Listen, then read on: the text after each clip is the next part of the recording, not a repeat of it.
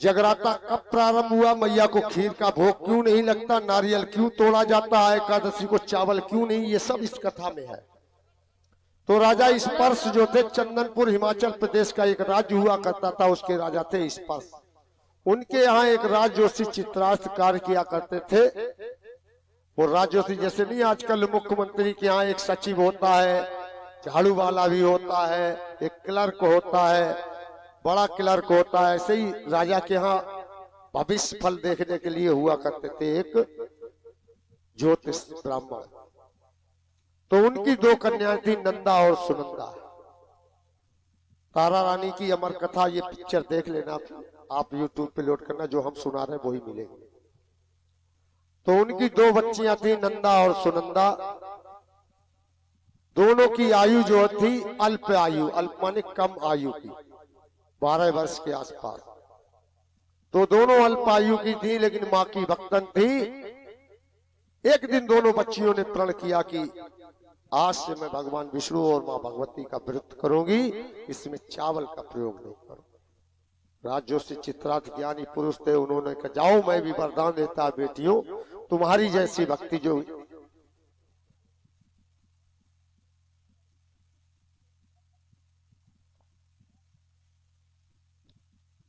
कहा कि मैया आज के बाद जो पुरुष भगवान विष्णु और मां भगवती का व्रत करेंगे, एकादशी को चावल नहीं खाएंगे, तो तेरी ही जैसी भक्ति प्राप्त होगी, मेरी बेटियों जैसी भक्ति प्राप्त हो, इसीलिए एकादशी को चावल नहीं खाया जाता। बड़ी माताएं जानती होंगी, सभी लोग एकादशी को चावल नहीं खाए जाते, हमारे यहाँ नहीं बनते। यही कारण है कि एकादशी को चावल नहीं खाते हैं, क्योंकि भगवान विष्णु की भक्ति और मां भगवती की भक्ति तारा नंदा और सुनंदा ने की। एक दिन घर में मीठा भोग नहीं था। बड़ी बहन नंदा ने सुनंदा से कहा, दोनों के स्वभाव में अंतर था, नंदा स्वभाव से गंभीर थी, सुनंदा उतनी ही चंचल थी। दोनों ने व्रत किया तो कुछ भोग नहीं था, तो नंदा ने सुनंदा से कहा कि बहन जा बाजार से जाकर के कुछ मीठा भोग ले आ। मीठा भोग लेने गई, पैसे लिए, मिष्ठान की दुकान से मीठा भोग लिया, वापस चली तो कुछ पैसे बचे हुए थे। विचार किया एकादशी को चावल नहीं खाए जाते, लेकिन मांस की पकौड़ियां बन रही थी, एक दुकान से तो वहां मांस की पकौड़ियां खरीदी। विचार किया कि चावल नहीं खाए जाते, मांस की पकौड़ियां थोड़ी मना की हो, उसने ले ली और ब्राह्मण होकर के लाई। दोनों में सजा करके, एक में मांस की पकौड़ियां, एक में मिष्ठान। बड़ी बहन से कहा भोग लगाते हैं। बड़ी बहन ने जब दोना खोला, मिष्ठान का भोग लगाया, दूसरा दोना खोला तो उसमें मांस की पकौड़ियां, उसने श्राप दे दिया कि जा तू अगले जन्म में छिपकली बन। जब ये श्राप दे दिया तो राजजोशी चित्रार्थ वहीं खड़े थे, उन्होंने कहा कि बेटी तेरे मन मस्तिष्क पे, तेरे हृदय में इसमें सरस्वती का विराजमान है, तेरी जिभ्या पर मां सरस्वती विराजमान थी, इस श्राप इस बच्चे घी बढ़ा दो उसको थोड़ा सा।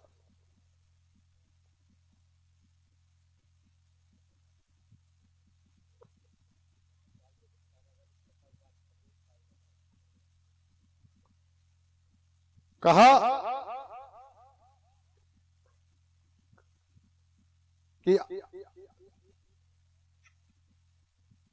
राजजोशी चित्रार्थ ने कहा कि बेटी तुमने ये श्राप दे दिया, ये श्राप इस बच्ची को लग गया, लेकिन मैं एक पिता हूँ, पिता होने के नाते वरदान देता हूँ, कई महापुरुषों का जीवन बचाएगी, तुझे पुनः मनुष्य होनी प्राप्त होगी। बोलिए सच्चे दरबार की। अब जब जयकार लगाए तो हाथ उठा करके मैया को दिखा दे। तारा रानी कथा की मैया अगर मेरी हाथों की लकीरों में कुछ गड़बड़ हो गया हो, मेरी किस्मत अगर खराब हो गई, मैया बना देना। ऐसे हाथ उठाने का मतलब ये थोड़ी है, हम लोग तालियां बजाते हैं तो इसका मतलब ये नहीं कि पैसे लिए हम तुम्हारा मनोरंजन करने। हाथ उठाने का मतलब ही ये है कि मैया मेरी। जब तक द्रौपदी हाथ नीचे किए रही, उसे ये भरोसा था कि हम अपना चरित्र बचा लेंगे, हम अपनी इज्जत बचा लेंगे, तो अपनी साड़ी पकड़े रही, तब तक गोविंद नहीं आए। जब उसने हाथ उठा दिए गोविंद, अब तो लाज मेरी जा रही, तेरे सहारे मैं हूं। हाथ खड़े कर दिए और अपने आप को गोविंद को समर्पित कर दिया, तब गोविंद आए। तो आप अपने आप को समर्पित कर दो मैया को। बोलिए सच्चे दरबार की। और जब समर्पित कर देते हैं तब भगवान जरूर सुनता है। जैसे हमारे लड्डू भैया ने अपना शरीर ही गोपाल जी को समर्पित कर दिया। शादी नहीं की, बहुत आती है शादी नहीं की। लड्डू ने अपना शरीर इनको लड्डू गोपाल को समर्पित कर दिया। हमें नाम भी नहीं मालूम, बहुत से लोगों को नाम भी नहीं मालूम इनका नाम क्या है, बस लड्डू लड्डू लड्डू। इनका भी नाम लड्डू पड़ गया जिनके लड्डू हैं।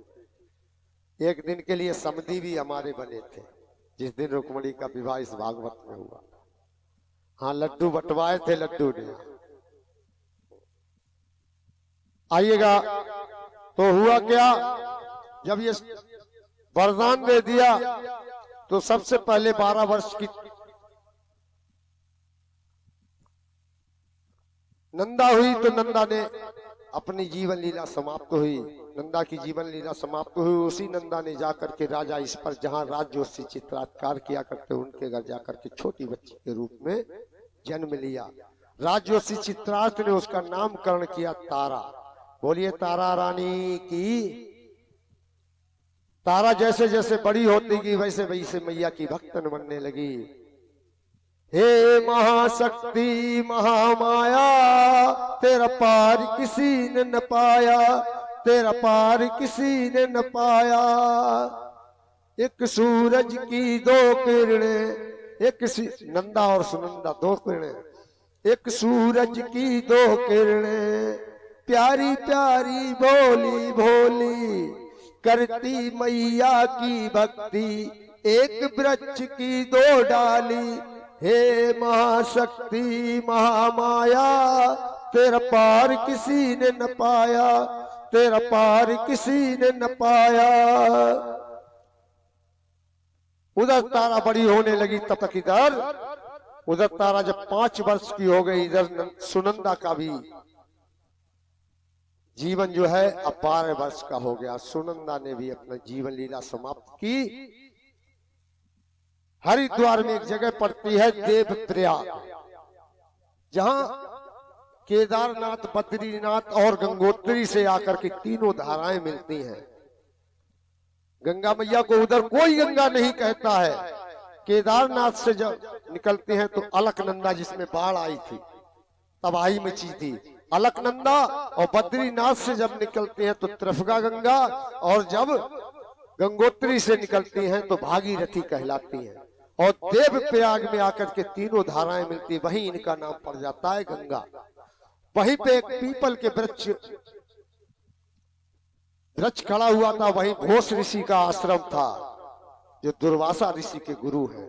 उसी घोष ऋषि के आश्रम में जाकर के उस सुनंदा ने छिपकली का, श्रापवश छिपकली का जन्म लिया। तारा वहां चंदनपुर में पलने लगी, राजा स्पर्श के घर, और इधर छिपकली घोष ऋषि के आश्रम में पलने लगी। मैया के 3 तिथियां बड़ा शुभ मानी जाती हैं अनेक में। और फिर तो चाहे जब एक अमावस, एक पूर्णिमा, एक एकादशी, इनको अगर जागरण कराया जाए तो बहुत पुण्य माना जाता है। ये इनके जागरण की तिथियां होती हैं। तो घोष ऋषि ने माघ महीने की अमावस के दिन मैया रानी के यज्ञ नहीं होते। क्यों नहीं होते सुनिए। माघ महीने में यज्ञ रचाया, 33 कोटि देवी देवताओं को निमंत्रण दिया और समस्त भक्तों को निमंत्रण दिया, लेकिन दुर्वासा को निमंत्रण नहीं दिया, क्योंकि दुर्वासा ने एक कपिला नाम की गाय को इतना मारा कि अधमरा कर दिया। तो घोष ऋषि ने उनको अपने आश्रम से निकाल दिया। तो पूछा, मुझे आश्रम से क्यों निकाल रहे हो गुरुदेव? कहा कि इसलिए तुमने कपिला नाम की गाय को मारा। कि गुरुजी उसने मेरा कमंडल झूठा कर दिया। घोष ऋषि कहने लगे, मूर्ख, सनातन धर्म में गाय हमारी माँ कही जाती है और माँ का झूठा कभी झूठा नहीं होता है। जा तू मेरे आश्रम से निकल जा। तो घोष ऋषि ने दुर्वासा को निकाल दिया, इसलिए उनको निमंत्रण नहीं भेजा। दुर्वासा ने कहा कि अब हम बदला लेंगे, ये यज्ञ पूर्ण नहीं होने देंगे। यज्ञ शुरू हो गया, प्रारंभ हो गया, यज्ञ होने लगा। मैया का प्रसादी बन रही थी। बनवाया क्या था? खीर सब्जी पूरी, खीर सब्जी पूरी। खीर का भोग क्यों नहीं लगता मैया को, सुनिएगा कथा में। खीर सब्जी पूरी बनवाई। जो लोग लगाते हैं वो गलत करते हैं। पुराणों को पढ़िए पहले, भगवती पुराण पढ़िए पहले, अध्ययन नहीं करते इधर। अगर कोई कह दे हुआ, बच्चे की तरह भाग खड़े होते हैं। हुआ क्या? अब प्रसादी बन रही है, यज्ञ पूर्ण हो गया, पूर्ण आहुति हो गई। जैसे अभी वो आपकी पूर्ण आहुति हो, इसके बाद पूर्ण आहुति के बाद भंडारे का भोग लगेगा, तब भंडारा प्रारंभ होगा। ऐसे यज्ञ की पूर्ण आहुति हो गई, भंडारे की प्रसादी बन रही थी। प्रसादी कहाँ बन रही थी? उसी पीपल के वृक्ष के नीचे जहां छिपकली रहती थी। दुर्वासा ने एक बाज का रूप धारण किया, कहा कि मैं यज्ञ विध्वंस करूंगा। बाज का रूप धारण किया और बाज का रूप धारण करके एक काला सर्प मारा और उसको पंजे में दबा करके उसी पीपल के वृक्ष पे बैठे। दुर्वासा भी मायावी थे, उन्होंने अपनी माया चलाई। जो संत खीर बना रहे थे उस भट्टी में आंच कम कर दी और लकड़ी जो पड़ी थी वो गायब कर दी। संत ने सोचा शायद भट्टी में लग गई होगी, जाओ भंडार गृह से जाकर के लकड़ी लेने चले गए। मौका अच्छा देखा, दुर्वासा ने वहीं से वो सर्प उस खीर में डाल दिया। खीर में डाल दिया, खीर विषैली हो गई। वो बच्ची को याद आ गई कि पिता ने मुझे वरदान दिया था, कई महापुरुषों का जीवन बचाएगी तो पुनः मनुष्य होनी प्राप्त होगी। निंदिया बाई घर जाइए, जीगर राम नाम ना हो। निंदिया, तालियों के साथ, निंदिया बाई घर जाई। देखो वास्तव में भक्ति यही तो परीक्षा लेती है। अब संगीत नहीं है, अब संगीत नहीं है, लेकिन भक्ति इस भजन में आपकी तालियों का संगीत होना चाहिए। निंदिया बाई घर जाइए, जीगर राम नाम ना हो। निंदिया बाई घर जाइए, जीगर राम नाम ना हो। निंदिया सताती क्यों है? निंदिया कुंभकर्ण की पत्नी है, 6 महीने सोता था। निंदिया कुंभकर्ण की हो, जहां राम का नाम होगा वहां कुंभकर्ण नहीं होगा। जब कुंभकर्ण नहीं होगा तो निंदिया भी नहीं होगी। निंदिया बाई घर जाइए, जीगर राम नाम ना हो। निंदिया बाई घर जाइए, जीगर राम नाम ना हो। बोलिए सच्चे दरबार की। अब क्या हुआ? जब खीर में वो सर्प डाल दिया तो छिपकली सोचने लगी कि कई महापुरुषों का जीवन बचाने का समय आ गया। उसने मां भगवती से आराधना की। लोग कहते हैं भोलेनाथ ने जहर पिया। प्रमाण देता हूं भोलेनाथ ने जहर नहीं पिया। मैं प्रमाण देता हूं और लिखित ना दिखाऊं तब भी आप मानोगे। जैसे नहीं सवाल करते हैं 2 + 2 = 4, 2 धन 2 = 4, ऐसे सिद्ध कर दूंगा। वो छिपकली कहने है लगी, मां भगवती इस जहर की उत्पत्ति तेरे उदर से हुई। इस जहर की उत्पत्ति तेरे उदर से हुई। जब समुद्र मंथन हुआ तो उसमें भी जहर निकला और भोलेनाथ ने कहा कि मैया मुझसे ये जहर नहीं पिया जाएगा। तो मैया ने कहा चिंता मत कर, मैं सरस्वती का रूप धारण करके तेरे कंठ पे विराजमान होती हूँ। तो भोलेनाथ के कंठ पे कौन विराजमान है? आज भी हर किसी के जिसके कंठ पे सरस्वती मैया विराजमान नहीं है वो बोल नहीं सकता। जिस पर सरस्वती की कृपा हो जाएगी वही बोल पाएगा, जिस पे सरस्वती की कृपा नहीं होगी वो नहीं बोल पाएगा। मेरा नाती भी नहीं बोल पाता, मैया सरस्वती ने पता नहीं क्या बुद्धि दी, कौन सा डॉक्टर बुलवा दिया, आज धीरे धीरे बोलना सीख रहा है। मैया से प्रार्थना करता हूँ नाती को भी बोलना सिखा दे जितनी जल्दी हो सके।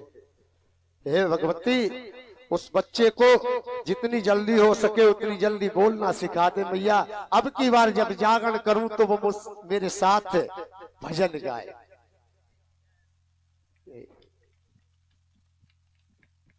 जब मुझसे वो मुझे इतना पहचान गया इस 7 दिनों में, जब मुझसे गले लगता है मेरे आंसू निकल आते, ये लगता है मेरा अपना, मेरा कलेजा है, यहाँ खेलता है आंगन में। तो कहने लगी छिपकली की है माँ भगवती, भोलेनाथ में भी वो ताकत नहीं थी। तब मैया ने कहा, हे मैया तूने सरस्वती का रूप धारण करके कंठ पे विराजमान हो गई और भोलेनाथ से कहा जहर पियो। भोलेनाथ ने जब जहर पिया कहां तक रहा? कंठ तक सिद्ध हो गया, और कंठ तक रहा तो वो भोलेनाथ ने, इसीलिए तो कंठ नीला पड़ गया। तो कहने लगी मैया ताकत दे, अगर ये यज्ञ विध्वंस हो गया तो बहुत गड़बड़ हो जाएगी। तो मैया, छिपकली को आपने कभी बोलते नहीं सुना होगा, टिटकारी वगैरह, मैया ने शक्ति दी। छिपकली ने 3 टिटकारी मारी। जो संत खीर बना रहे तो उन्होंने ऊपर देखा, छिपकली ने छलांग लगा दी। बोलिए भोलेनाथ की, बोलिए मैया के प्यार की, बोलिए सच्चे दरबार की। छिपकली की कूद गई खीर में।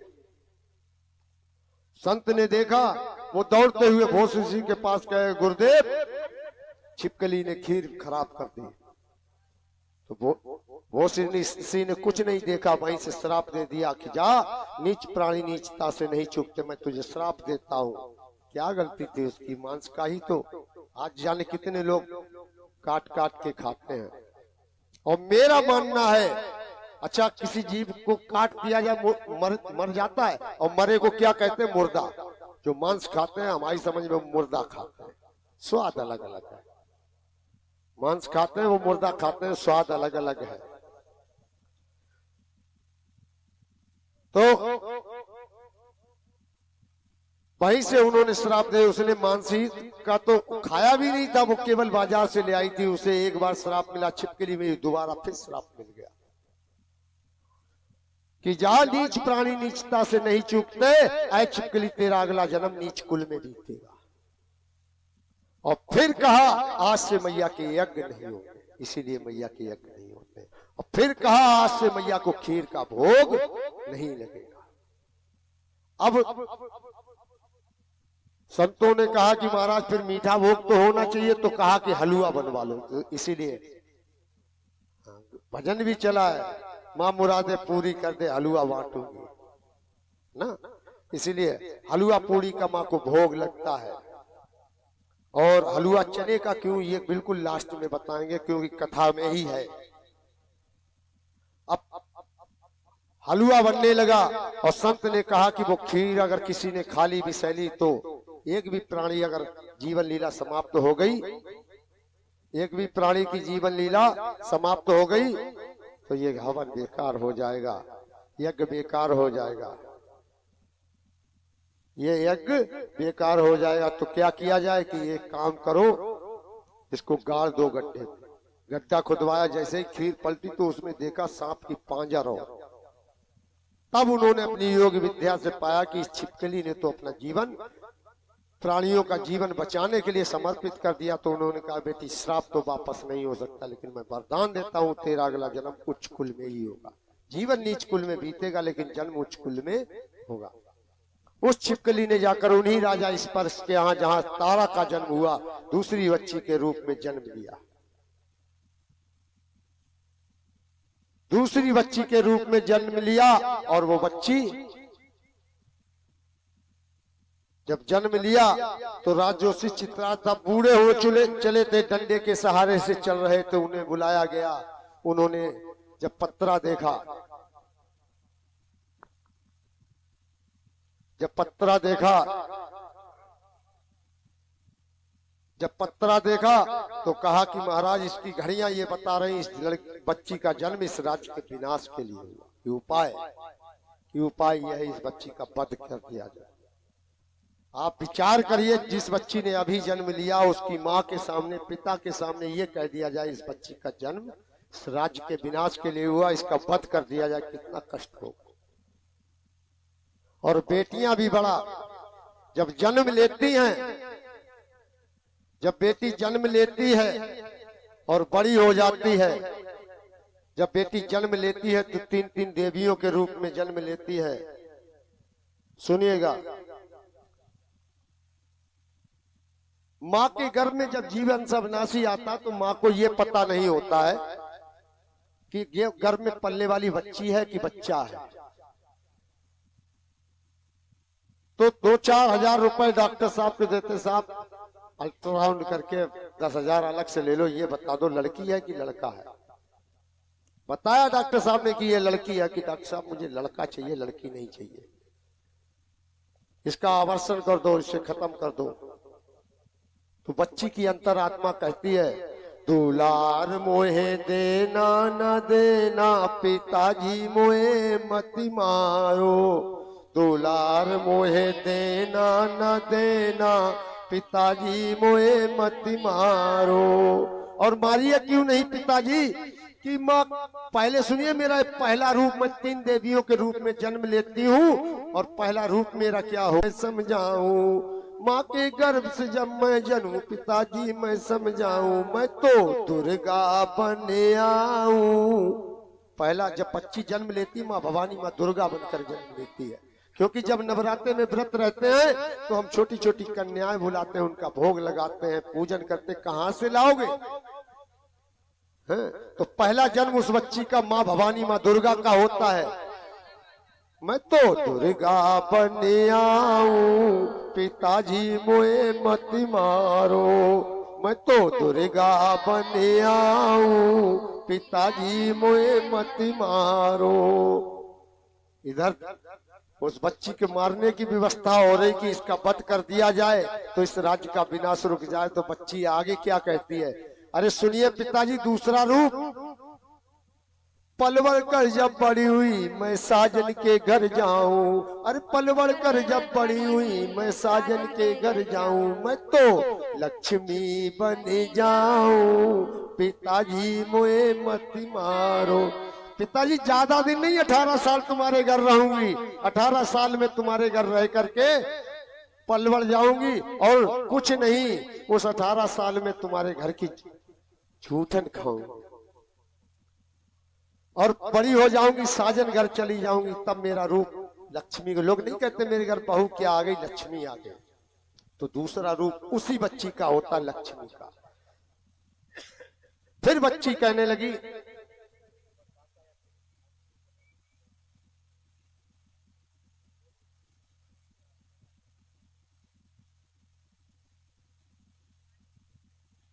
फिर वो कहने लगी, पिताजी अब तीसरा रूप सुनिएगा। तीसरा रूप मेरा ये है, देकर जन्म बच्चों को मैं उनको ज्ञान सिखाऊं। देकर जन्म बच्चों को मैं उनको ज्ञान सिखाऊं, मैं तो सरस्वती बने जाऊं, पिताजी मोए मत मारो। पिताजी मैं सरस्वती बन जाती हूँ उस समय, जिस समय बच्चों को जन्म देती हूँ, उनको ज्ञान सिखाती हूँ, चलना सिखाती हूँ, तोतली भाषा में उसके साथ बात करती हूँ। इसलिए मुझे मारिए मत। और जब तुम्हारे घर रहूंगी तो करूंगी क्या? सारे घर को काज करूंगी, झाड़ू रोज लगाओ। अरे सारे घर को काज करूंगी, झाड़ू रोज लगाओ। मैं तो घर की जूठन खाऊं, पिताजी मोए मत मारो। और बच्ची की जब विदाई होती है तो बच्ची को सबसे ज्यादा प्यार करता है तो पापा प्यार करता है, लेकिन रो के तो नहीं दिखाता। विदाई होती है, बच्ची चलती है तो एक तरफ कोने में खड़ा होता है और आत्मा से दुआ देता है, बाबुल की दुआएं लेती जा, जा तुझको सुखी परिवार मिले। मैके की कभी ना याद आए, मैके की कभी ना याद आए, जा तुझको सुखी परिवार मिले। बाबुल की दुआएं लेती जा, जा तुझको सुखी परिवार मिले। भाई बहन भी लड़ाई करते हैं लेकिन प्यार बहुत होता है। बहनों में भाइयों में प्यार बहुत होता है, आपस में लड़ते कुछ कितना भी हो। कहते हैं कि क्या छोटे होते बचपन में आज साथ खेलते हैं कि तो बहन भी कहती है कि भैया तू मैं ससुराल चली जाऊंगी, तेरे कपड़े कौन धोएगा। तब तू पछताएगा, अभी मुझसे लड़ाई करता है। तो भैया भी जिस समय विदा होती है, एक तरफ कोने में खड़ा होकर के कहता है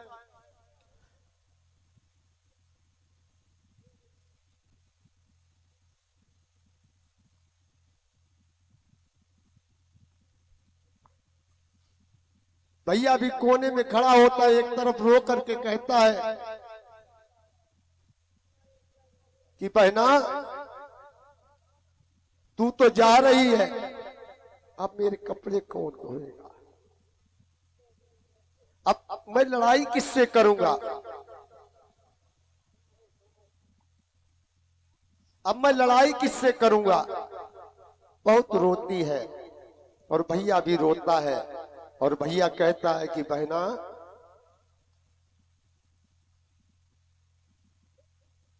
तू चिंता मत कर, तेरे घर आते जाता रहूंगा। और चलते चलते जब विदा होती है तो माँ रोने लगती है, तो बेटी कहती है कि माँ रोइए नहीं। और गाड़ी पे बैठती है तो एक ही शब्द होता है, हम तो चले परदेस, हम परदेसी हो गए, छूटा पुना देश, हम परदेसी हो गए। हम तो चले परदेस, हम परदेसी हो गए, छूटा पुना देश, हम परदेसी हो गए। कल भी सूरज निकलेगा, कल भी चिड़िया चहकेंगी, कल भी सूरज निकलेगा, कल भी चिड़िया चहकेंगी। सब कुछ तो नजर आएगा बाबुल, अरे सब कुछ तो नजर आएगा बाबुल, पर हम न नजर आएंगे। हम तो चले परदेस, हम परदेसी हो गए, छूटा पुना देश, हम परदेसी हो गए। ये बेटी की महिमा होती है।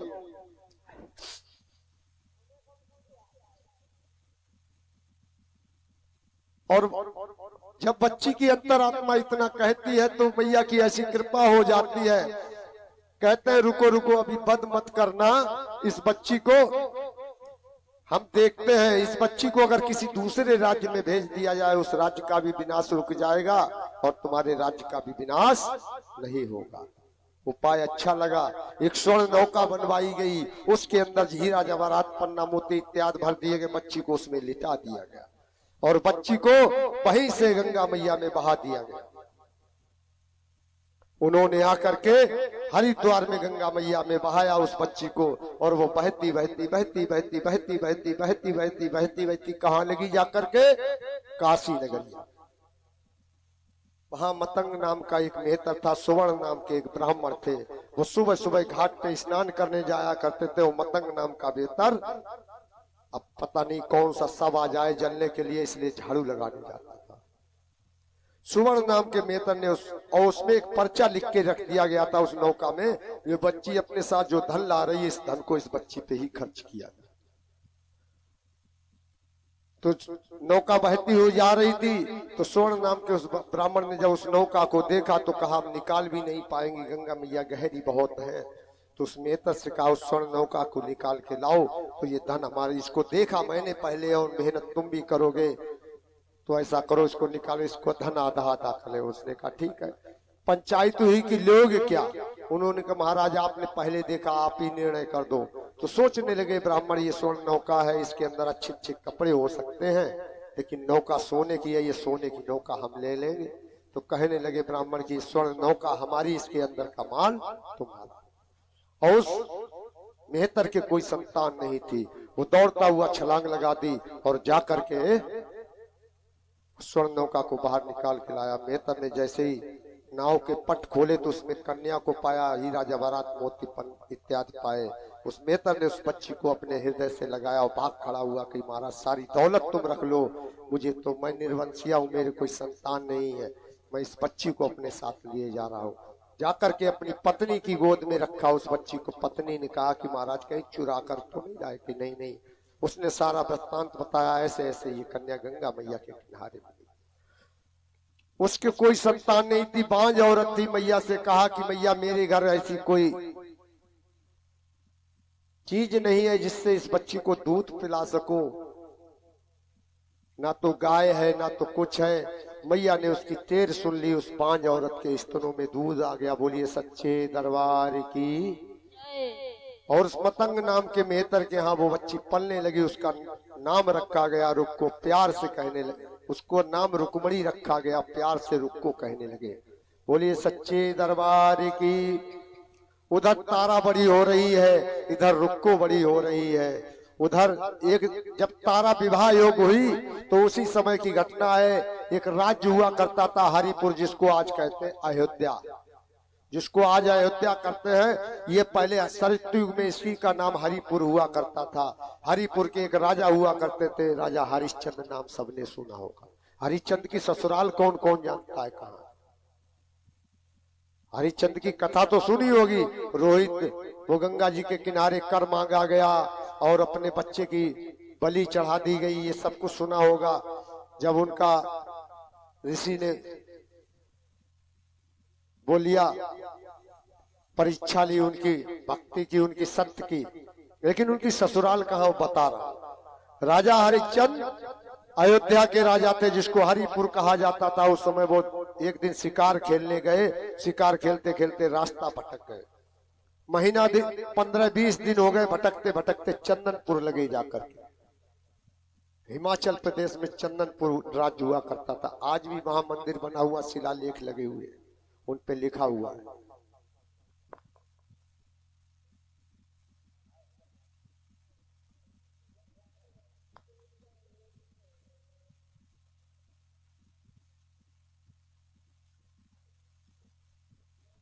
अब क्या हुआ,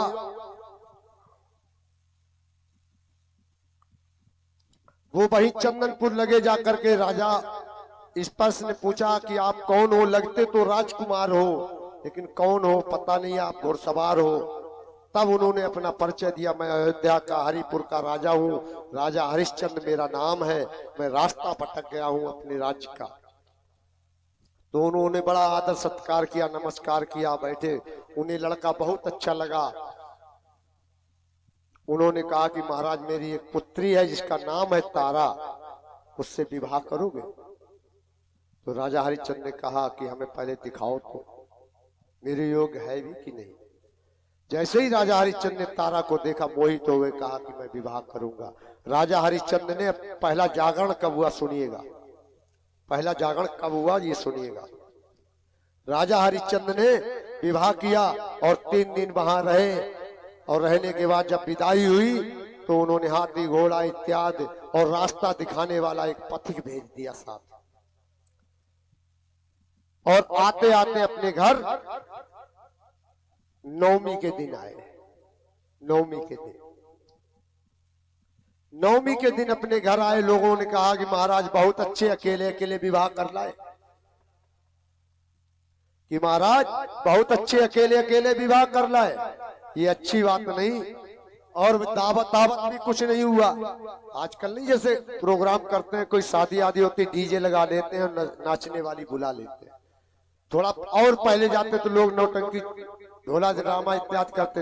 तो राजा हरिश्चंद्र ने कहा ठीक है या ऐसी कोई बात नहीं, नृत्य करने वाली नृत्यकाएं बुक कर दो, बजाने वाले भी बुक कर दो, कार्यक्रम भी होगा, वैश्याएं नाचेंगी। भैया एक काम करो बेटा, एक थाली में 5 दोने प्रसाद लगा, हलवा चलेगा। कथा समापन की हो रहे। राजा हरिश्चंद्र कहने लगे कि आप चिंता न करो मित्रों, मैं अपने यहाँ भंडार बहुत बड़ा वो करूंगा।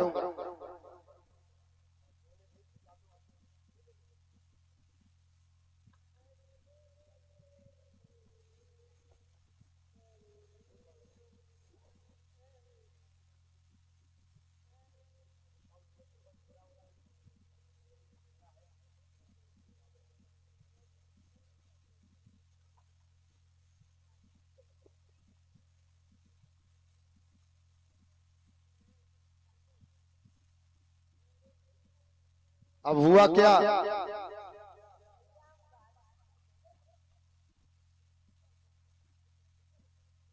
जब ये कह दिया कि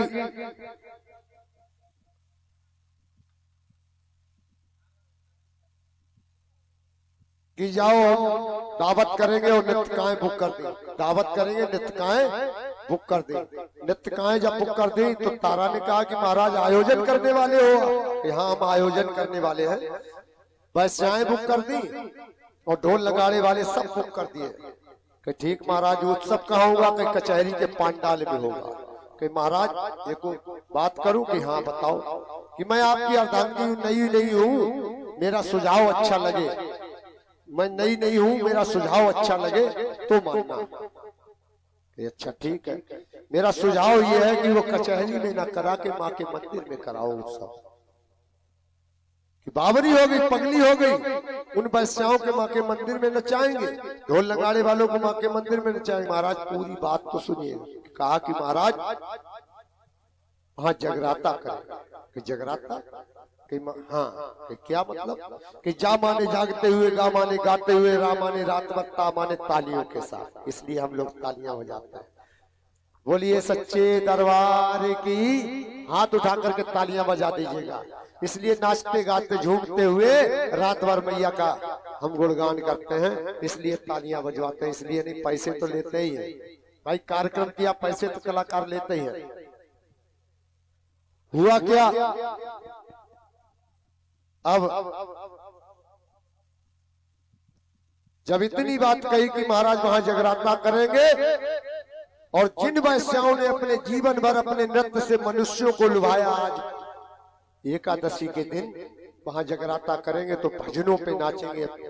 जीवन इसलिए नाचते हैं हम लोग, जगराते में इसलिए नाचते हैं कि जीवन कृतार्थ हो।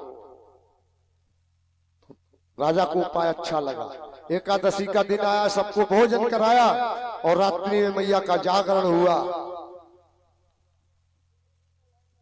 अच्छा, मैया को बुलाना कौन कौन चाहता है? सब लोग बुलाना चाहते हैं तो ताली नहीं बजाएंगे, ऐसे करके बुलाएंगे, ऐसे करके ताली नहीं बजाएंगे, ऐसे करके।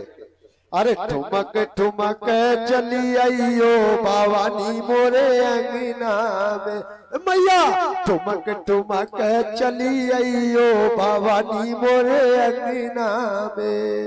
अंगना में अंगना में अंगना में, अंगना में अंगना में अंगना में, मैया ठुमक ठुमक चली आइयो भवानी मोरे अंगना में। मैया ठुमक ठुमक चली आइयो भवानी मोरे अंगना में। गजमुतियन के चौक पुराए, गजमुतियन के चौक पुराए, चौक पुराए मैया चौक पुराए, मैया चौक पुराए, मैया चौक पुराए। मैया ठुमक ठुमक चली आइयो भवानी मोरे अंगना में। मैया ठुमक ठुमक चली आइयो भवानी मोरे अंगना में। बोलिए सच्चे दरबार की जय। अब क्या हुआ, जगराता हुआ, सुबह हुई, प्रसाद बटा, तो ब्राह्मणों ने वरदान दे दिया कि जा तारा, जिस जागरण में तू नहीं होगी वो जागरण अधूरा माना जाएगा। तारा ने कहा महाराज ये क्या कर दिया, आज परंपरा चालू हो गई, मेरा जिस दिन जीवन समाप्त हो जाएगा तब हम कहां से उपस्थित होंगे। तब ब्राह्मणों ने कहा दूसरा वरदान देता हूं, तेरी कथा कह ली जाएगी तो वो जागरण पूर्ण हो जाएगा। इसलिए तारा रानी की कथा कही जाती। बोलिए सच्चे दरबार की। फिर राजा हरिश्चंद्र ने वचन दिया कि जाओ तारा, आज से मैं वरदान तुम्हें आजाद करता हूँ, जहाँ कहीं भी मैया का जागरण होगा वहां मुझसे आज्ञा लेने की जरूरत नहीं है, और मैं तुम्हें कभी मना नहीं करूंगा। इधर अब तारा खुश होकर के रहने लगी। कहीं भी संकीर्तन होता था तारा चल देती थी। आज मैया का जागरण, महाराज आप चाहे जहां जाओ, मैं तो जा रही हूँ जागरण। उनके एक पुत्र हुआ जिसका नाम रोहित रखा। रोहित तारा का एक पुत्र था जिसका नाम रोहित रखा। इधर रुक्को जब बड़ी हुई रुक्मणी, तो उस मेहतर ने लड़का ढूंढना चालू कर दिया। तो मिला कौन? जो राजा के यहाँ मेहतरानी झाड़ू लगाती थी उसका लड़का। अब तो गांव गलियों में चर्चा हो रही भैया बहुत बढ़िया घर में ब्याह कर ठाने आए। अगर मुख्यमंत्री को चपरासी हो और बाको लड़का में बास है बुढ़ियों में मुख्यमंत्री की झाड़ू लगाओ। अब राजा की जो झाड़ू लगावे तो गली गली में चर्चा कि रुक्को को बहुत बढ़िया लड़का मिले। अयोध्या में राजा हरिश्चंद्र किया वो जो मेहतरानी झाड़ू लगाती है उनको लड़का है। अब तो भैया मतंग की तो बाव यार तुम्हें समझी बहुत बढ़िया मिली है। अब विवाह हुआ, रुक्को पहुंची, गौनो वौनो सब चल के परमानेंट अयोध्या में रहने लगी हरिपुर में।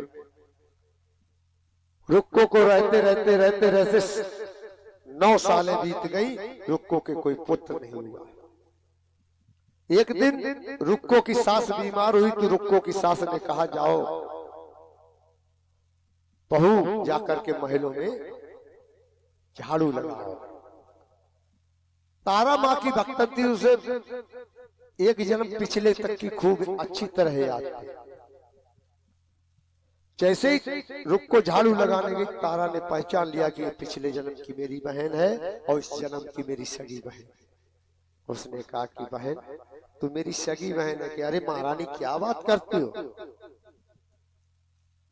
मैं एक मेहतरानी की बहू, मैं मेहतरानी की नहीं नहीं तू श्राप बस मेहतरानी की बहू है, तू वास्तव में मेरे खून की है। उस जन्म में भी मेरे खून की थी, इस जन्म में भी तू मेरे खून की है। तो रुक्को ने कहा कि महारानी मानेगी नहीं तो इन्हें अपने घर बुलाते हैं, जब मेरे घर नहीं आएंगी रानी है। तो कहा कि अगर बहन मानती हो तो मेरे घर आ। तो तारा ने कहा कि ठीक है मैं तुम्हारे घर आऊंगी जरूर, अपने पुत्र को लेकर आऊंगी। रुक्को अपने घर गई, आराम से खाट पे लेट गई। सांझ हुई, संध्या टाइम का समय आया तो तारा ने अपने पुत्र को लिया और ले जा करके रुक्को के घर पहुंच गई कि मैं तो आ गई। कि जलपान नहीं? अरे महारानी मैं मेहतरानी जलपान? कहीं नहीं नहीं जलपान करना पड़ेगा, कराना पड़ेगा तुझे। तारा ने जलपान किया। तब रुक्को ने अपनी अरदास लगाई, माता रूठती कब है और मानती कब है सुनिएगा। कथा ऐसी नहीं है जो मैं सुना रहा हूं कोई सुनने को नहीं मिलेगी संभवतः। तब रुक्को ने कहा कि बहन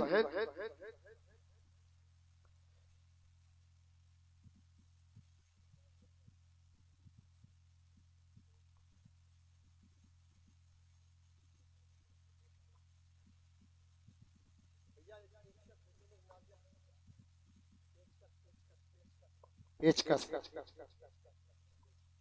हुआ क्या? बोलिए सच्चे दरबार की। रुक्को कहने लगी कि बहन तेरे एक पुत्र है, मुझे 9 वर्ष विवाह के हो गए, मेरे कोई पुत्र नहीं है, इसका उपाय बताओ। कि मैया का जगराता कराना, तुझे पुत्र प्राप्ति होगी। रुक्को ने कह दिया हाँ जगराता कराए। मैया की कृपा हुई, 1 वर्ष नहीं बीता उस मेहतरानी को रुक्को के घर एक पुत्र जन्म हुआ। बोलिए सच्चे दरबार की।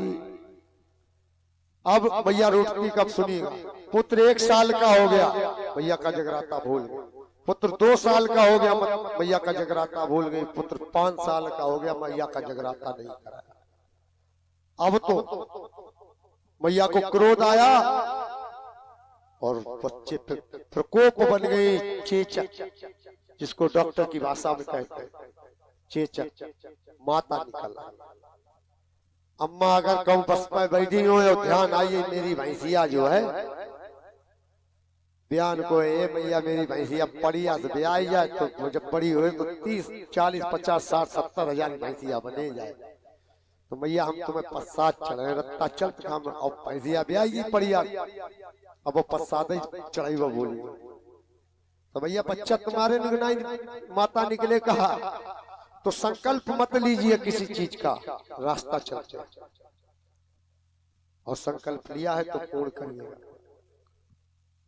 इसीलिए माता रूठ जाती है। जिस दिन तुम्हारे बच्चे के चेचक निकल आए, माता निकल आए, तो समझिएगा मैया रूठ गई। मानती कब है सुनिएगा। रुक्को के बच्चे के मैया का प्रादुर्भाव हुआ, प्रकोप हुआ, तो रुक्को गई, शायद कोई नई बीमारी है, डॉक्टरों के पास। उस समय डॉक्टर नहीं, वैद्य हुआ करते थे। वैद्य भी इतने खतरनाक, 1 किलोमीटर दूर सूंघ के बता नहीं जाए बीमारी। तुमने 7 दिन पहले जौ खाओ, 15 दिन पहले जौ खाओ, 20 दिन पहले जौ खाओ। आजकल हमारे डॉक्टर साहब चेकअप कराओ, ताऊ मैया नहीं कछु पाए पाओ। और नहीं, इनकी तो बहुत बढ़िया, इनको तो अंदाजा चलता है। रियलिटी इनके सामने मजबूरी है डॉक्टर साहब के साथ। पशु जो होता है बोल नहीं पाता, इन्हें लक्षण देख के ये जानना पड़ता है इसको है क्या।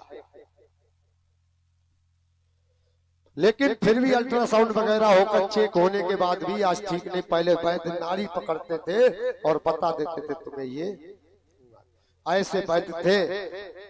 तो वैद्यों ने देखा, बहुत दवाई दी, पहला दिन बीत गया, बच्चा ठीक नहीं हुआ। दूसरे दिन बहुत अच्छे डॉक्टरों के पास दोपहर तक भटकती रही, लेकिन बच्चे को कोई आराम नहीं, उतना ही बढ़ता जाता था। सांझ हुई, तारा के पास ध्यान आया कि चलो तारा के पास बहुत अच्छे वैद्य हैं, उनके पास चलते हैं। तारा के पास पहुंची तो तारा ने कहा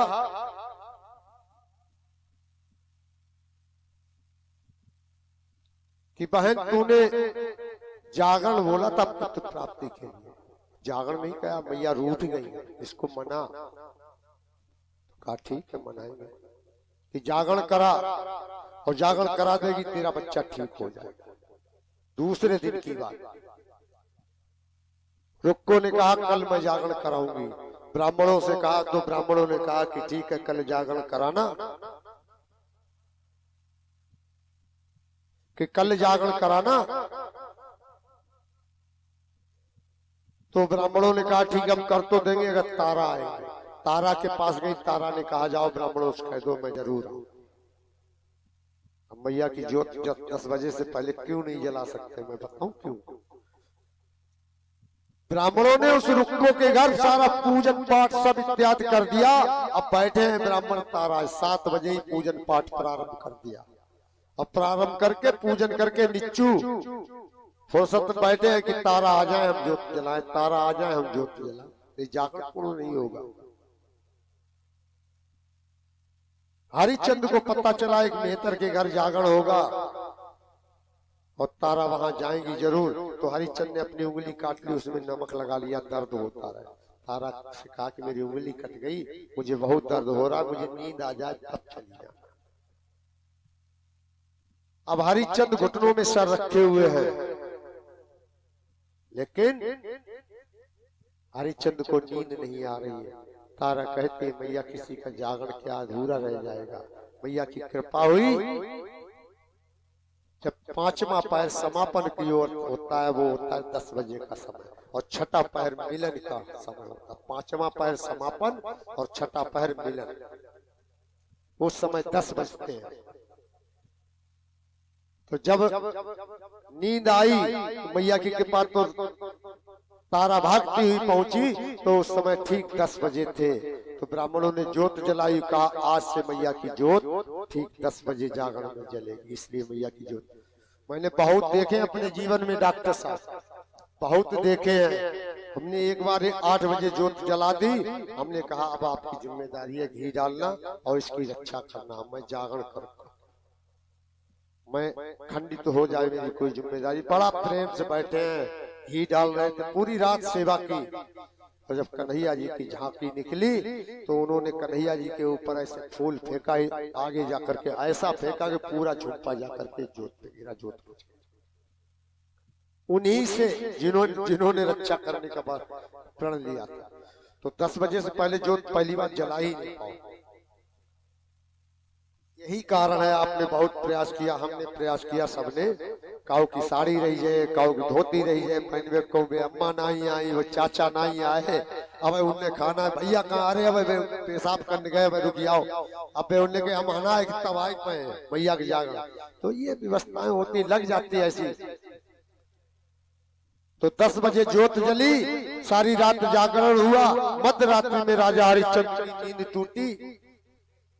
बिल्कुल 5 मिनट की कथा रह गई, परेशान न हो कोई। मध्य रात्रि में नींद टूटी। राजा हरिश्चंद्र भागते हुए गए और साफा बांधा और मुंह ढक लिया, कोई मुझे पहचान न पाए। कमर में तलवार है। दरवाजे पे खड़े होकर के जब संकीर्तन देखा तो मस्त हो गए, मस्त हो गए मैया के दरबार में। भजन सुनने लगे और मैया का भजन हो रहा है।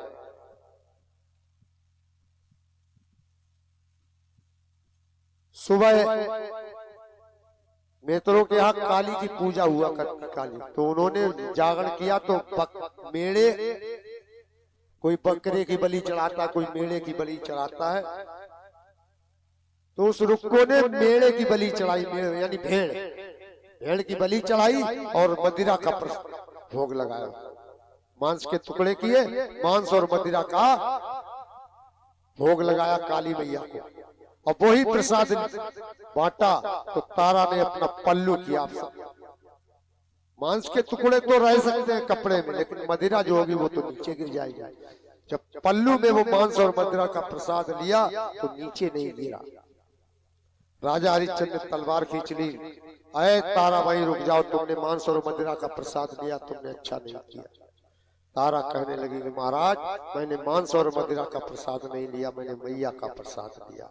और नहीं मानते हो तो ये देखिए, जैसे ही खोला तो पंच मेवा, पंच मिष्ठान और पंच फलों में बदल गया।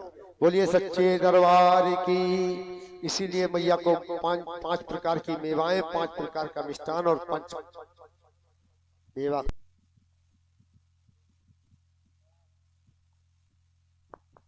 जानते हैं, कई जागरण कथा हमारी सुन चुके हैं।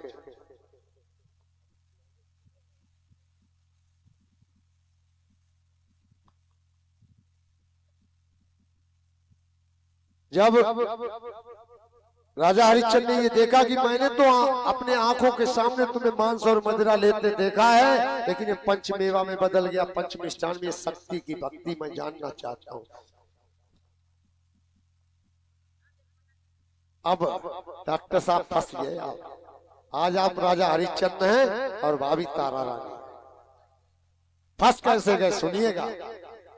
हाँ, डॉक्टर साहब से संकल्प लिवाए नहीं आज। तारा रानी है और ये राजा हरिश्चंद्र। कैसे? जय चैन लूटे आज तुम्हारी, जहां लूटत है चैन तहां लूटत, लेकिन आज तुम्हारी चैन कैसी लूटे देखो। तारा रानी ने राजा हरिश्चंद्र से कहा कि महाराज, आपको अपनी 2 परम प्रिय चीजों का बलिदान देना पड़ेगा। कि मैं दूंगा। महाराज ऐसे नहीं, निर्वाचा करिएगा। निर्वाचा ठीक है हम करेंगे, कि ऐसे नहीं, हाथ में जल लेकर के। तारा रानी ने अपने हाथ में लोटा लिया, जल का भरा हुआ। राजा हरिश्चंद्र का हाथ आगे बढ़ा। राजा हरिश्चंद्र ने हाथ आगे बढ़ा, बढ़ाओ हाथ आगे। ऐसे हाथों में जल दीजिए, हाथों में जल, हाथ में जल ऐसे समार के, फैले ना जल। एक हाथ ऊपर रखो, अरे सीधा हाथ ऊपर, ऐसे ऐसे। कहा कि महाराज 3 बार निर्वाचा करिए, हम जो 2 चीजें मांगेंगे देंगे देंगे देंगे। तो राजा हरिश्चंद्र कहने लगे देंगे देंगे देंगे। मैया के दरबार देंगे देंगे देंगे। अब इनसे मांग ले। तो तारा रानी ने कहा कि महाराज, अपने घोड़े और पुत्र की बलि चढ़ानी चाहिए। अब तुम इनसे 2 चीजें मांग ले, जो कुछ, अगर कोई सी बात हो, गाड़ी गप्पड़ देते हो, कुछ करते हो, लड़ाई करते हो, मांग। अच्छा कुछ, चलो डॉक्टर साहब, फिर भी कोई 2 बुराइयां यहाँ मैया के दरबार में समझ के ये। और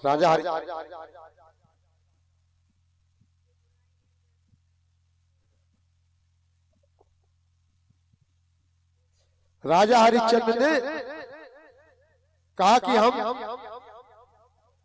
देंगे देंगे। तारा रानी ने कहा कि ठीक, आप निर्वाचा कर चुके, जल लेकर के संकल्प ले चुके, पुत्र और घोड़े को बलि चढ़ानी पड़ेगी।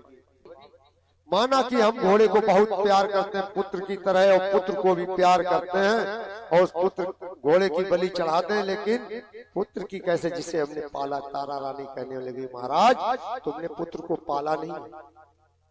पाला तो मैंने 9 महीने कोख में पाला है।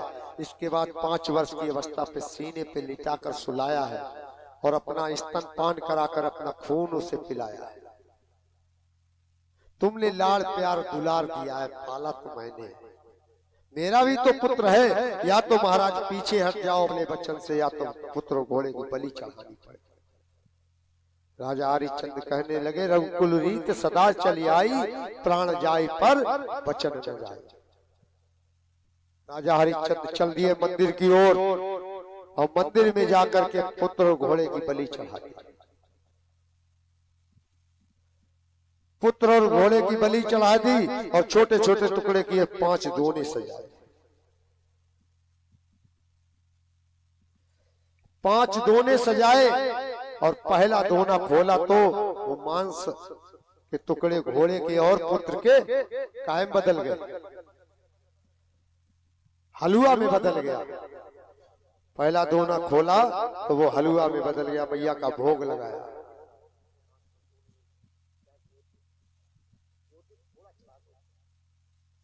ओम सहनवा सहनवनक सवीर्यम करवावे तेजस्नावधितमस्तु महावित्साहवे। ओम शांति शांति। थोड़ा चला चला बस, अब आचमन कर दीजिएगा ऐसे कुछ चीज।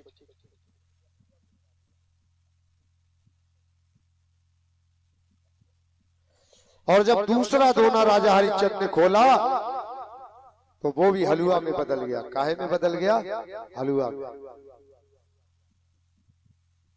वो भी हलवा में बदल गया। तारा रानी ने कहा कि महाराज पुत्र को आवाज दो। जैसे ही राजा हरिश्चंद्र ने पुत्र को आवाज दी, माँ की गोद से वो पुत्र निकल के आ गया। बोले, ये सच्चे दरबार की।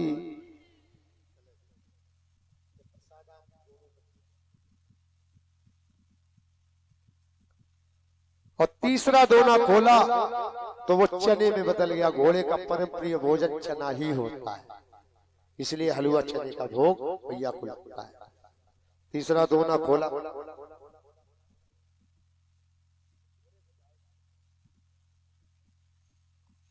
और 2 दोने बच्चे वो भी खोले। एक तारा रानी, वो भी हलवा में बदल गए। वो तारा रानी ने एक खाया और एक राजा हरिश्चंद्र ने।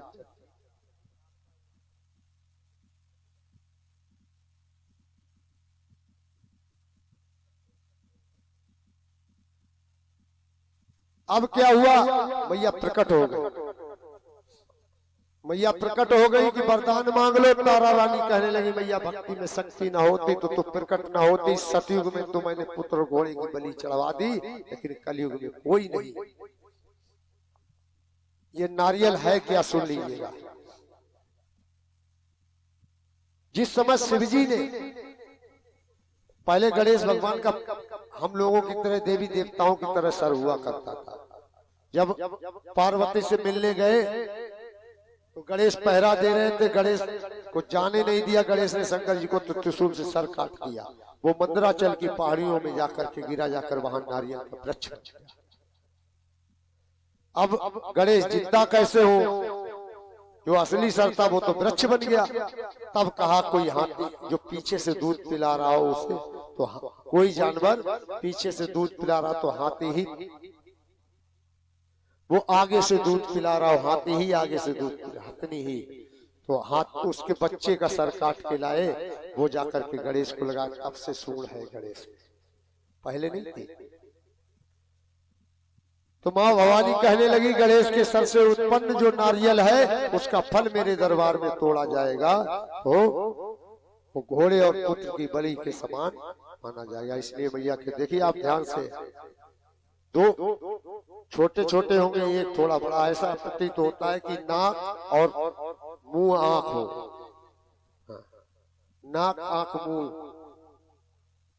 और यही नारियल मैया के द्वार पर फोड़ा जाता है।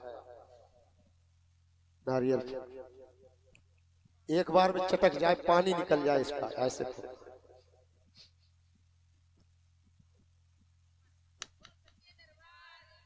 जय हो।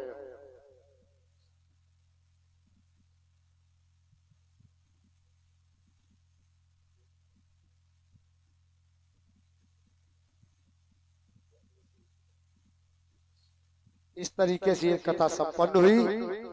अब सब लोग आरती के लिए खड़े हो जाए, फूल बांट दीजिएगा। और हरीश भैया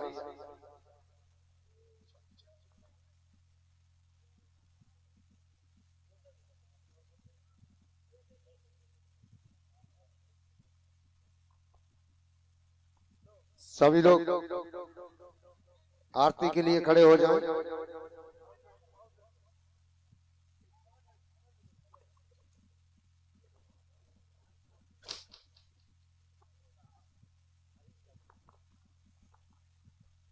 हले आइए भक्त इस स्थान से भी वो लोग खड़े जाके मैया की आरती होने जा रही है दरबार में।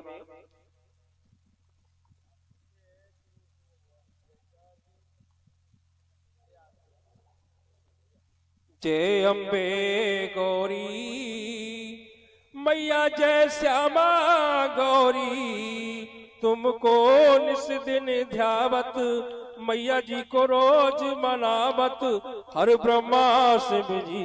मैया जय अम्बे गौरी मांग सिंदूर विराजत, टीको मृग मद को मैया टीको मृग मद को। उज्जल से दो नैना निर्मल से दो नैना, चंद्र बदन को मैया जय अम्बे गौरी। कनक समान कलेवर रक्तांबर राजे मैया रक्तांबर राजे।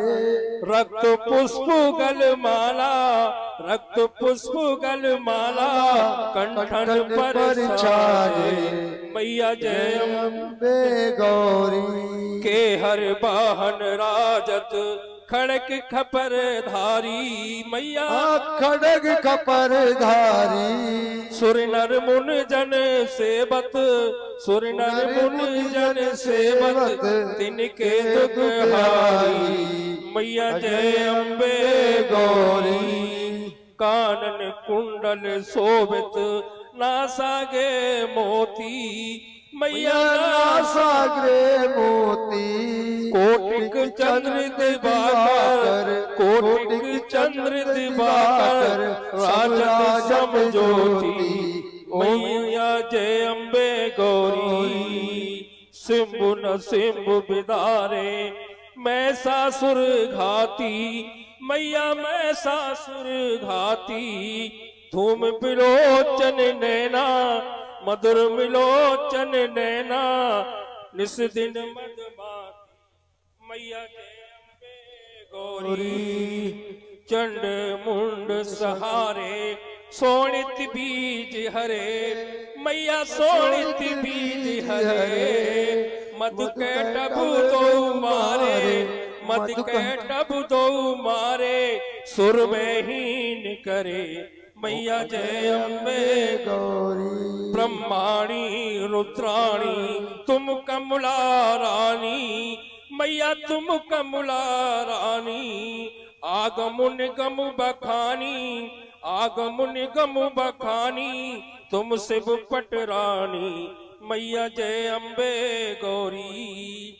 64 योगिन गावत नित्य करत भैरो मैया नित्य करत भैरो। बाजे ताल मृदंगा बाजे ताल मृदंगा, और बाजत डमरू मैया जय अम्बे गौरी। तुम ही जग की माता तुम ही हो भरता मैया तुम ही हो भरता। भक्तन की दुख हरता संतन की सुख करता, सुख संपत्ति करता मैया जय अम्बे गौरी। भुजा चार अति शोभित पर मुद्रा धारी मैया पर मुद्रा धारी। बनवाछित फल पावत मनवाछित फल पावत, सेवत नर नारी मैया जय अम्बे गौरी। कंचन थाल विराजत अगर कपूर बाती मैया अगर कपूर बाती। श्री मालिक तुम्हें राजत धौलागढ़ में विराजत, कोटि रतन ज्योति मैया जय अम्बे गौरी। माँ अम्बे जी की आरती जो कोई नर गावे मैया भाव सहित गावे। कहती